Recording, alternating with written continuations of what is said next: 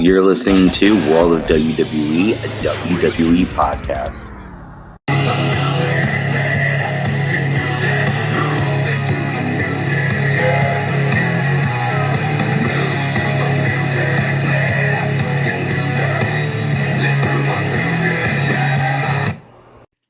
Hey guys, you're listening to World of WWE. I'm Ant. I'm Dan. And you are checking out our Monday Night Raw, April 19th, 2021 recap. You just heard Youth of a Nation, which is my official Monday Night Raw theme song.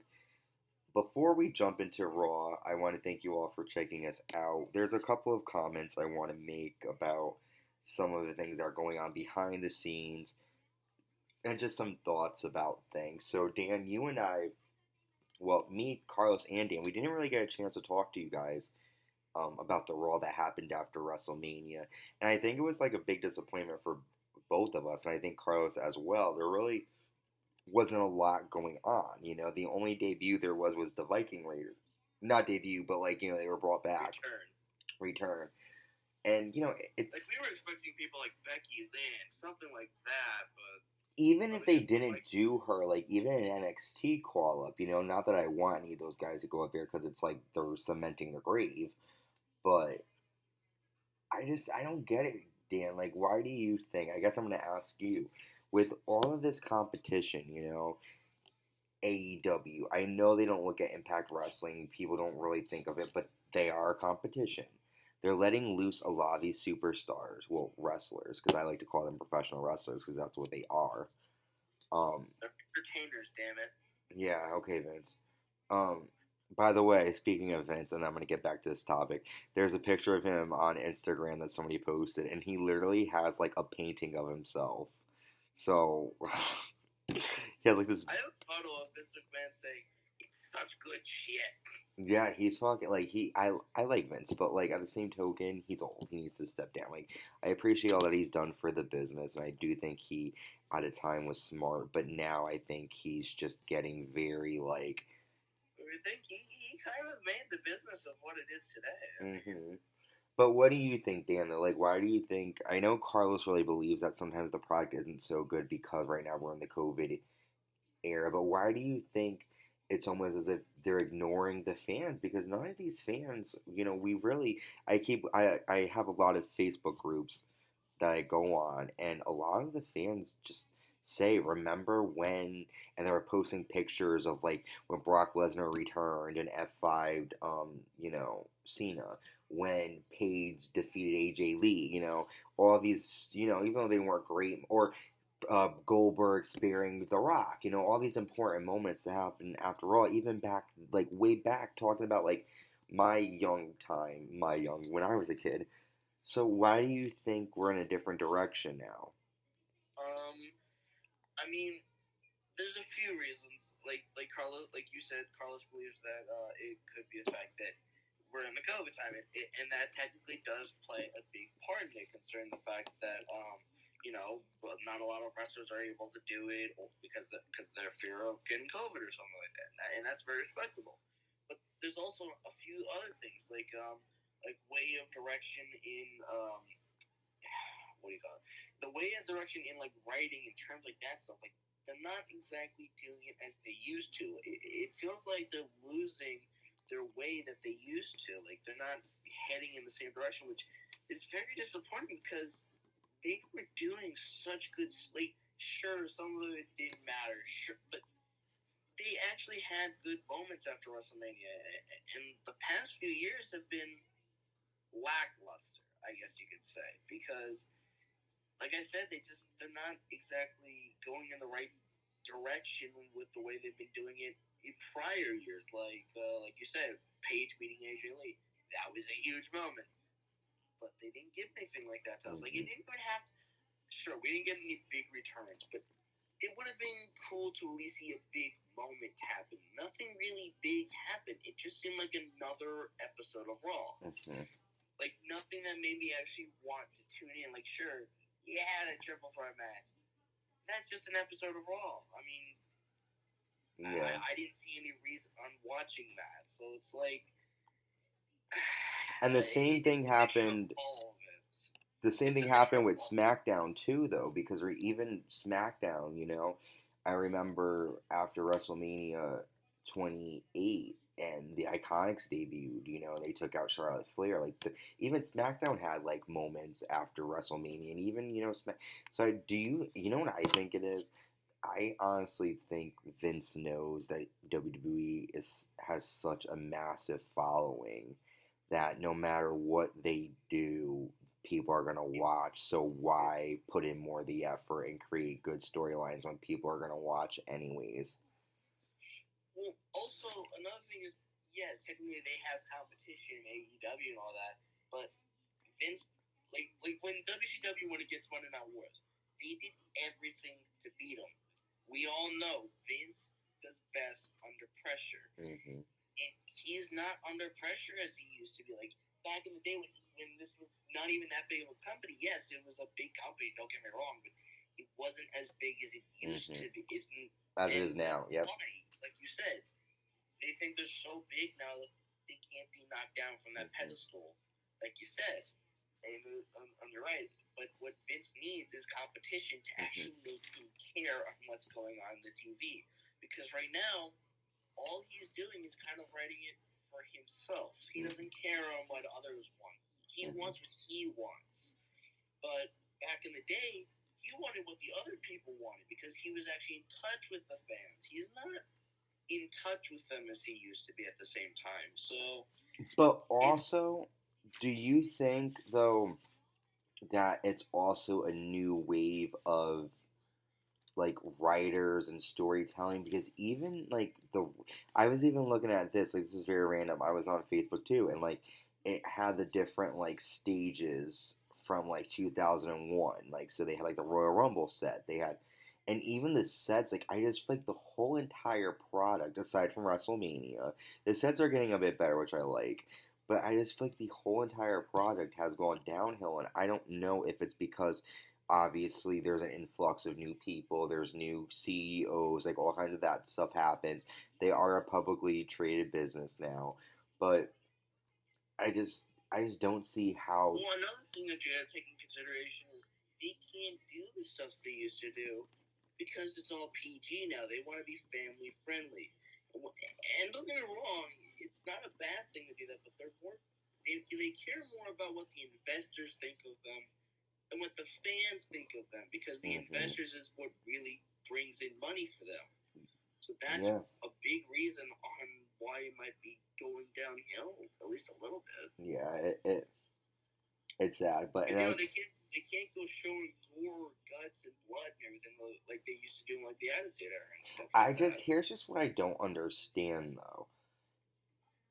Even that, because even AEW, like USA Network, straight out said a memo and said we want to see more risque stuff.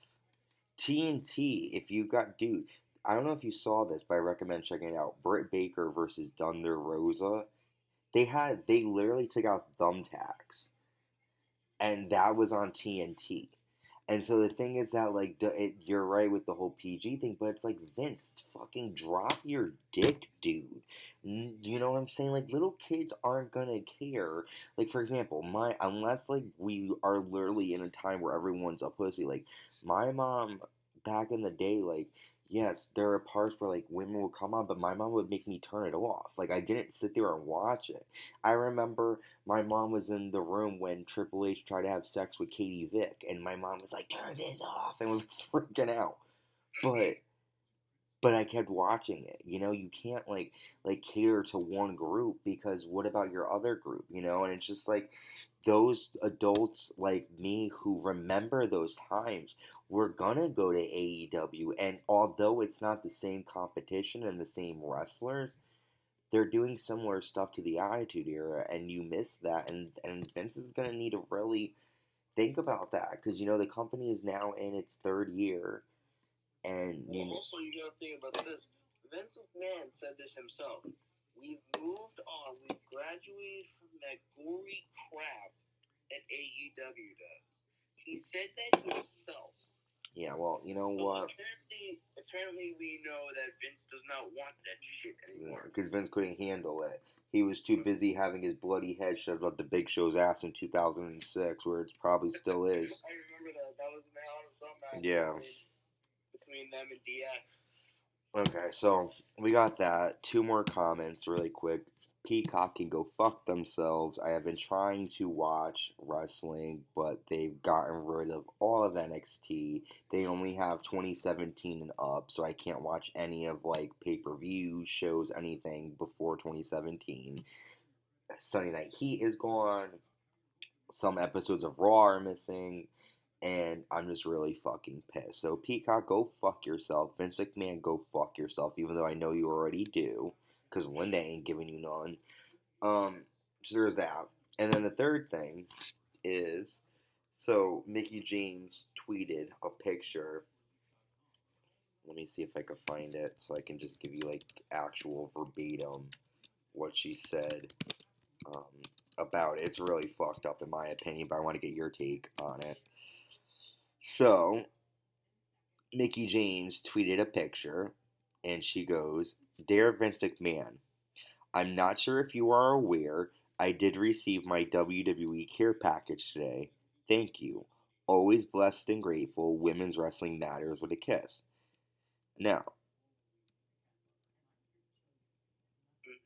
here is what happened. Basically, they gave her a garbage bag filled with all of her stuff from like her drawer, and it said Mickey on it. They put all of her stuff in like a garbage bag. And so Gail Kim wrote, "Is this from your drawer? Do they still do that?" And Mickey responded with a yup gif. She says, "It's yep, it did came in the bag came inside of a box." What is it? Oh, I forgot. I still have a PWT store for the merch they were too scared to make. I think they're having an Earth Day sale today. You're welcome, MILF Money. So Mickey is very upset about this. I mean, what do you, and then there's also she tweets a picture of Mickey of The Simpsons, and it's a scene, and the scene says, "So that's it after 20 years. So long. Good luck." And then the boss says to Homer, "I don't recall saying good luck." So they're coming at him, you know. I mean, and a lot of people are very upset with Billy Kay and Peyton Royce's firing. A lot of them, they're saying that the locker room won't be the same, and you know, there's just brighter things ahead for those other pro wrestlers that were fired. But what do you think of WWE handling it this way? Do you think that like, okay, they didn't have another bag, they just put it in there, or do you think that they should have handled it differently? Well, I mean, there's two ways to look at this. Either one, they did this to like I don't know why they sent the garbage bag. That's a little fucked up. But if you're gonna do it, at least be respectful with the person's belongings and maybe like give it to them personally or let them grab it themselves. Don't do it the way they did that because that's fucked up, man. That's kind of crossing a line. And she made him a lot of money for a long time. Yeah, she was one of his biggest superstars for years. But then they just said goodbye. You'll see her in the ring again. You'll see her fighting again. She'll be in it. WWE doesn't exactly know how to. I don't know how to say it. They don't know how to give love to superstars that technically gave them a lot of money, but they don't know how to show their appreciation for it. Like Shawn Michaels, he did that for years and years and years. And they showed him respect and love. They gave him a retirement match against The Undertaker, which he wanted. But then again, Mickie James, who did it for years and years, like Shawn Michaels did, not as long, but she did it. And you know, they just don't treat her with the same royalties as like maybe they do with Lita. Lita was a big superstar for Vince, and you know they still show love and kindness to her, but they just don't do it to superstars anymore, and it's very disrespectful, especially for people who worked in the early 2000s when they didn't even know how to wrestle. Like they were divas at that time. They weren't women; those were divas, I guess you could say, which is really disrespectful in the first place. So I think that's fucked up, and I don't think they should have done it like that. I think if they're gonna do it, at least be a little bit respectful. Let them go grab their belongings or something like that. I don't know, but I know I would have done it in a different way than that. Yes. I know that for sure. I would too. Let's go right into Raw now. So, again, we're covering April 19th. We start off with Drew McIntyre. He comes out to the ring, and he claims that MVP was behind the attack from Mace and T-Bar last week. MVP comes down and he says that he didn't hire them because Bobby Lashley can beat Drew McIntyre already. That's when T-Bar and Mace attack Drew McIntyre from behind, and they hit him with a double choke slam, and MVP stares at Drew McIntyre. And then T-Bar basically says that Drew McIntyre is a saber-toothed tiger, is extinct just like Drew McIntyre. So what do you think of this whole T-Bar and Mace taking on Drew McIntyre? It's certainly an interesting angle. I mean, I don't get where it'll pay off, but I mean, we will certainly have to wait and find out, I guess. Yeah. We'll talk more about that when the match happens later on the night. So then Drew McIntyre goes up to Adam Pearce and he requests to have a match against T-Bar and Mace. I keep forgetting their names. And Adam Pearce is like, fine, but you need to find a tagging partner. Then we have former members of the Hurt Business, Shelton Benjamin and Cedric Alexander, who are now probably going to be jobbers, taking on the Viking Raiders. There's a cool moment where Cedric hit a cool flying DT. Ivar ran into Shelton Benjamin outside the ring near the guard railing, and then they hit their Viking experience maneuver to Cedric to get the win. What do you think of the Viking Raiders? They're on a winning streak. I mean, don't get me wrong. I like the Viking Raiders and everything. I don't get why they just randomly put them against Cedric Alexander and Sean Benjamin made them lose, but whatever. To each their own, I guess. Yeah, it was a strange pairing, but no. Speaking of strange, I don't know if you noticed this, but there's a promo going on with Randy Orton backstage and Matt Riddle, but there's this really weird lady, and she's not supposed to be in the shot, and she keeps like just standing there, and you can like clearly see her in the background, like on her phone, and she's just like in the background, just like with her back turned to the camera, and she's just like sitting there, and I'm like, yo, that lady got fired tonight. Because I'm like, who is this lady just chilling in the background? She totally distracted me from this. But it could have just been a production number. You never know. Yeah, no, that's who it was. But I just find it funny that like she didn't realize that she was on camera, because it was like she was on for the whole segment.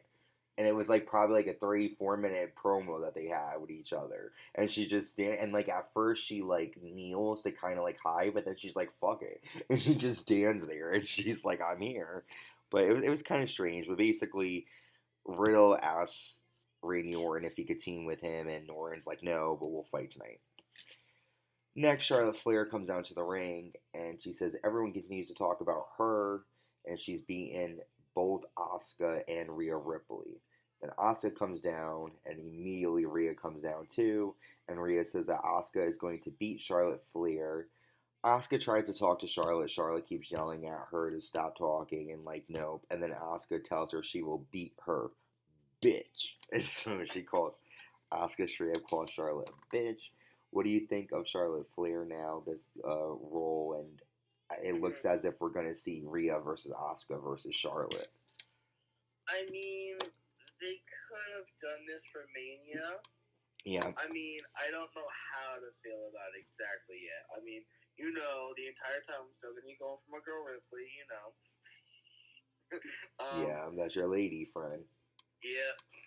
But yeah, I don't really know how to feel about it yet. I mean, I do kind of like the angle they're taking with Charlotte, you know, making her be the badass, you know, going bragging about how she did it, how she beat both of them and everything. So I think that's a good way, that's a good direction that they're going in. Mm-hmm.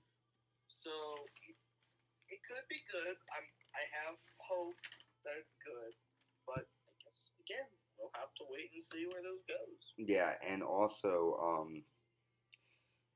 something I noticed here is, and this is a rumor that I heard, that supposedly Charlotte Flair, the reason why she was kept off of WrestleMania was because she was punished for Andrade leaving.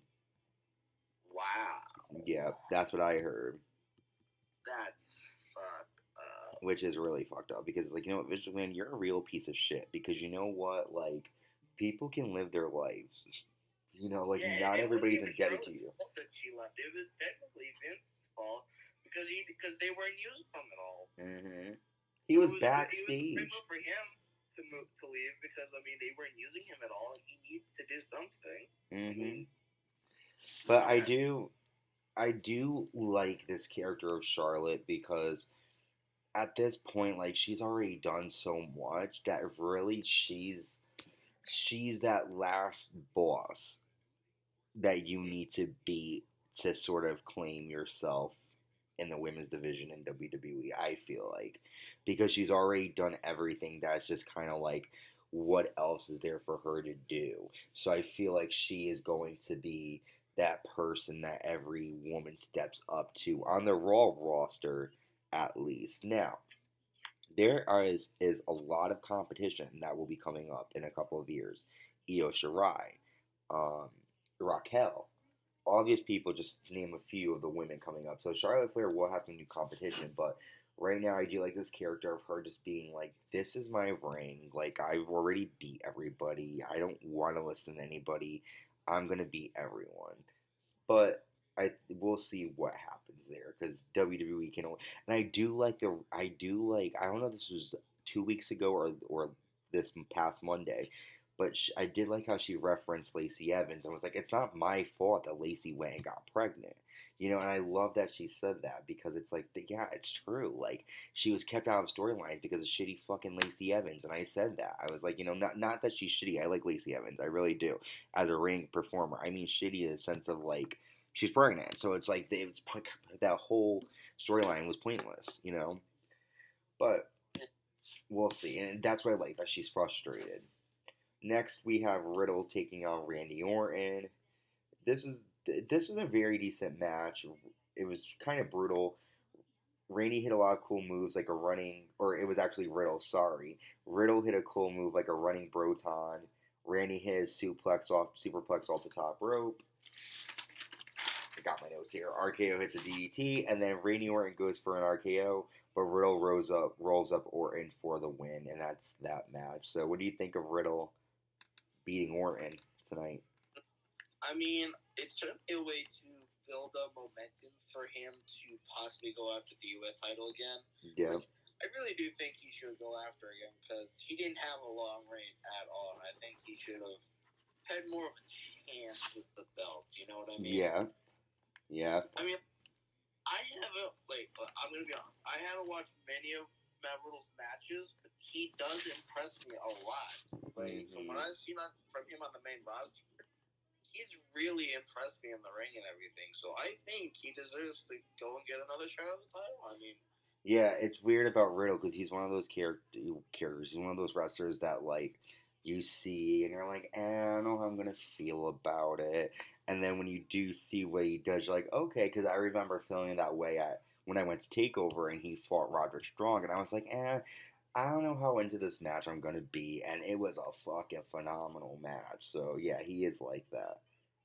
But yeah. I mean, you just don't think you're gonna be okay with him, and then he really does surprise you with how good he is in the ring. Yeah, he's very good in the ring. Very, very good. Next, we see Sheamus with Adam Pearce, and Adam Pearce basically tells Sheamus that he should have an open challenge for his WWE US Championship. Next, we have the Women's Tag Team Champions, Nia Jax and Shayna Baszler, taking on Naomi and Alana. During the match, Mandy Rose and Dana Brooke came down, and they show Nia the video from last week of Mandy slapping her, Nia getting pushed into, like, the frigging, I don't know what it was. It was like a table backstage or something. And then Nia purposefully tripping, going into the ring. And then Nia goes after Mandy and Dana. They run off. And that's when Naomi and Lana hit a double face buster to Shayna Baszler for the win. Now, a couple comments here. I'm missing the time when Shayna and Baszler just dominated everybody. You're having Lana and Naomi beat her. Now, no offense to Naomi. I love Naomi. I'm talking about Lana. Lana, there is no way could ever take on Shayna Baszler. I just feel like they're not being believable anymore. Um, I don't I get. mean, like I remember when like Survivor Series where Lana was bullied by everybody, and she was the last person to be on the Survivor Series team because she did Nothing. Yeah, like that was the whole thing, and it's like that's her whole character. She does nothing, and it's like she embraces it, and I'd be like, "Yo, this sucks," but you know, I mean, we're definitely gonna see. It looks as if we're gonna see Mandy and Shayna against. I'm sorry, Mandy and Dana against Shayna and Nia at WrestleMania Backlash. But Which again, I think is the stupidest fucking name for a pay per view. I know. I keep calling it Backlash, and I keep forgetting it's not Backlash anymore. It's WrestleMania. WrestleMania. It's almost as bad as Great Balls of Fire. Oh God, I forgot about that. We're all trying to forget. It was a good pay per view, but I mean the name. So next, you can't save anything from that name. I'm sorry, but you can. no, goodness gracious, Great Balls of Fire. Balls of Fire. When I heard about that, I was like, wait a minute, they're really. I thought it was a joke, and Michael Cole, Great Balls of Fire. I was like, okay, Michael Cole, he's excited. So I was just like, wow, they're really doing this crap. Wow. So crazy, man. So craziness. So next, my favorite time seeing Miz TV with his wife Mary's, and basically they trash Damian Priest and they celebrate Miz and Mrs. Damian Priest comes down and he challenges the Miz. Mary's gets offended and throws champagne in Damian's face, and we're gonna see the Miz versus Damian Priest later on tonight. So, what did you think of the segment? It seems like the rivalry with the Miz and Damian Priest is gonna continue. I mean, I will say one thing. Where was John Morrison in this? I mean, don't get me wrong. I did like the pairing of Miz and Maurice. Don't get me wrong. That was great. Damn. I'm joking. What? No, I'm like, damn, don't start with Maurice. I'm kidding. Go ahead. But no, don't get me wrong. I did love the stuff they did in 2016, 2017, all that stuff they did. They really are a good couple, especially in the ring, because Maurice cheats for a little bit. That goes, No, listen, she does, but that, you gotta do what you gotta take to win. Yeah, I mean, hey, it's not cheating if you don't get caught, but That's right. But yeah, I like them in the ring and everything. I think they're good, but I would love to see one thing. I would love to see him, John Morrison, and Maurice. I would love to see that. That'd be pretty cool to see all of them together. I don't know what it is. That would be really cool to me. I'm not exactly excited for this whole thing to continue. But I mean, I'm kind of glad Bad Bunny's out of this because at least now they're leaving it to actual wrestlers. Like I said, Bad Bunny's a good wrestler. With that one match he did. Dan's a hater. But again, I'm glad they're leaving it to the professionals in this one. I don't have to deal with the celebrity crap until next year's WrestleMania, thank God. Well, let me tell you, Dan, I'm on the other side. Bad Bunny kicks some ass, but I do hear you. But I do think he can kick ass. But I do hear you, Dan. I do hear you. It's time to get the... Yeah, no, we'll see. I am just happy with Maryse. Yeah, it's just like, get the hell out now. I do like Damian Priest. He's good. I think he should have a feud. I don't get why he'd go after the Miz. Still, I mean, why? After WrestleMania, isn't all feuds supposed to be done or something like that? Well, I think because they're being lazy with this whole WrestleMania backlash, that they're just literally using the same matches from WrestleMania. Because even on SmackDown, which we'll do a recap last week, Seth Rollins came out and attacked Cesaro. So the storylines are just continuing. Like, they're just doing the same stuff. Yeah. So, I mean, it just looks as if this is going to be like... I gotta go for a quick second. Yep. What? And we are back after that ad. Yes, we are everywhere. So make sure you follow us on all the social media, and also check out Anchor, as they do have a lot of great supports for podcasters.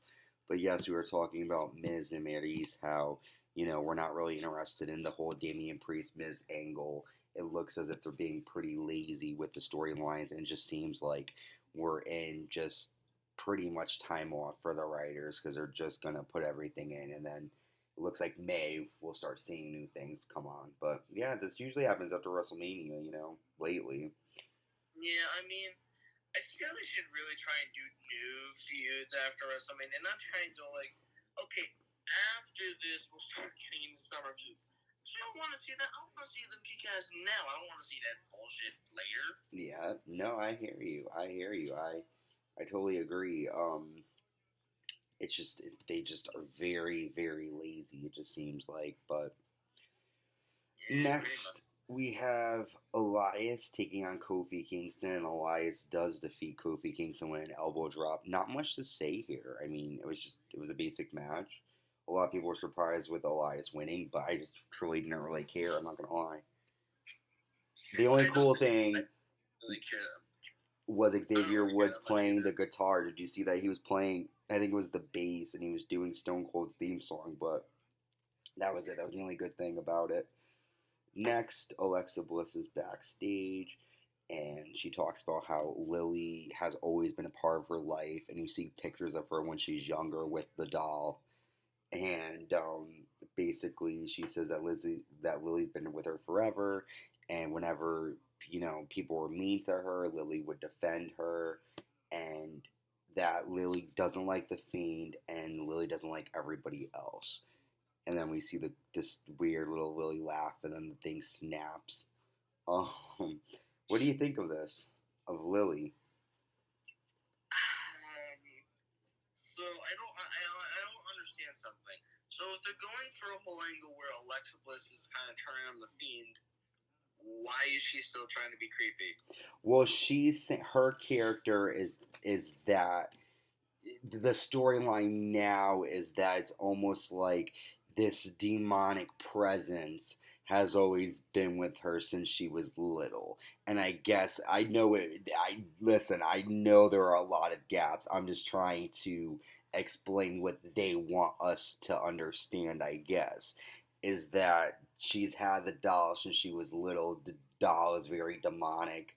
It possesses her, and I'm guessing she was able to control it and repress it until she met the Fiend, who kind of triggered that dark freaking demon, I guess, again.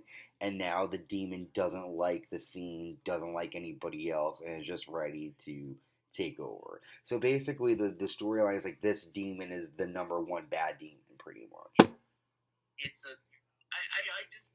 I'm guessing it's a demon. I don't know. That's the only sort of way I comprehend it, unless the doll is like Saw, I don't really know another way to describe what is happening, because it's really strange.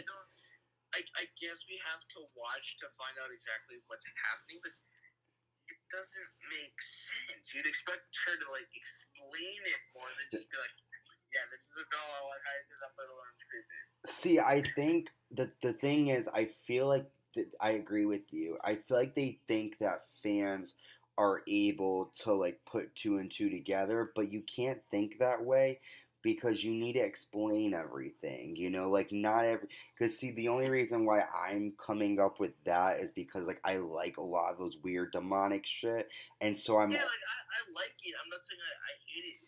I don't understand it. Yeah, I don't know. I totally I think Alexa Bliss is creepy. It's cool. It's something different than her old gimmick of I'm the goddess and everything. It's something different, and I like that. But I gotta understand this to like it even more. Yeah. I'm almost thinking of it. You know what it kind of reminds me of? You ever see the movie Insidious? No. Okay, well, in this movie, I won't give anything. Well, I don't want to give anything away. I'll give you a little bit away in case you see. It's kind of creepy. It's very creepy. There's this little boy, and pretty much this demon is always with him, and he doesn't know it until there's a picture taken and then he sees the demon in the background. It's pretty popular. It's a scene that the father standing there and this like red faced looking demon pops up behind him, and pretty much they attach onto your soul, and they'll hold you, and like it's like the demon's possessing you in that moment. And so I guess that's the only sort of thing I can. And then I think about like the Annabelle doll. I'm like, okay, maybe it's supposed to be like that, where Lily is a possessive doll. Like I don't know. It's very strange. No, But I get what you're saying, but I mean, and that would be cool. I get that, but I really wish they went into more context with this. Well, hopefully they will. Hopefully, like they'll do it. But yes, there's really not much to go here right now. I am excited. I'm excited to see where this is going. But like at the same time, I wish they would just explain it. A bit more. It's been 2 weeks. You've had enough time to explain it. Yeah. I agree. We'll see what happens. Next, we see Angel Garza just flirting with Nia Jax backstage. I'm not trying to be mean, but not a lot of these people would want her.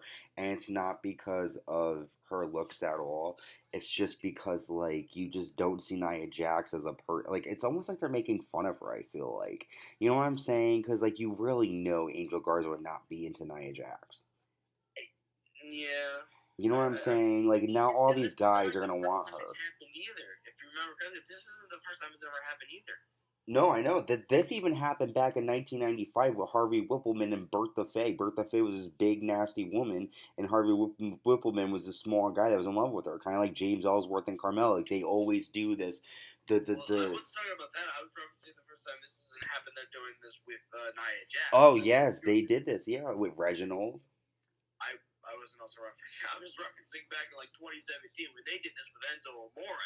I don't even remember that. That's funny that you remember that. Yeah, I remember that because I was just like, wow, this is so untrue.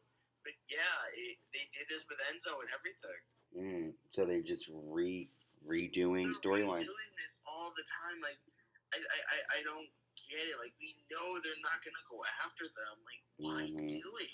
So stupid. Next, we see Drew McIntyre against T-Bar and Mace. This match ends up in a disqualification because T-Bar and Mace continue beating up on Drew McIntyre. Braun Strowman runs down, and now it's a tag team match. And then T-Bar and Mace defeat Drew and Braun by DQ because Braun and Drew take off T-Bar and Mace's masks, and they continue beating up on them. And now it looks like T-Bar and Mace are maskless. Maybe they'll go back to Dominic Dijakovic, and I forgot what his name was, but yeah. So what'd you think? I mean, it was decent.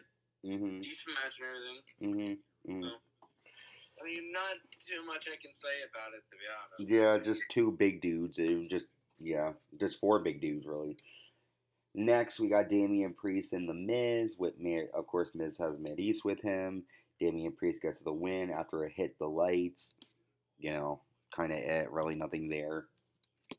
Then, I mean, do you have anything to say? It's okay if you don't, because there's really not much to talk about there. It was just the basic match. Next, we got Sheamus. He's getting ready for his open challenge. Humberto Carrillo comes down, and Sheamus just beats up on him, and they don't even have a match. He just destroys Humberto, so that's Sheamus's U.S. title challenge, I guess, open challenge thing. And then we come to our main event, Asuka taking on Charlotte Flair, and it was a good match. The ending happened when Charlotte got distracted by Rhea Ripley. Charlotte tries to pull Rhea in the ring.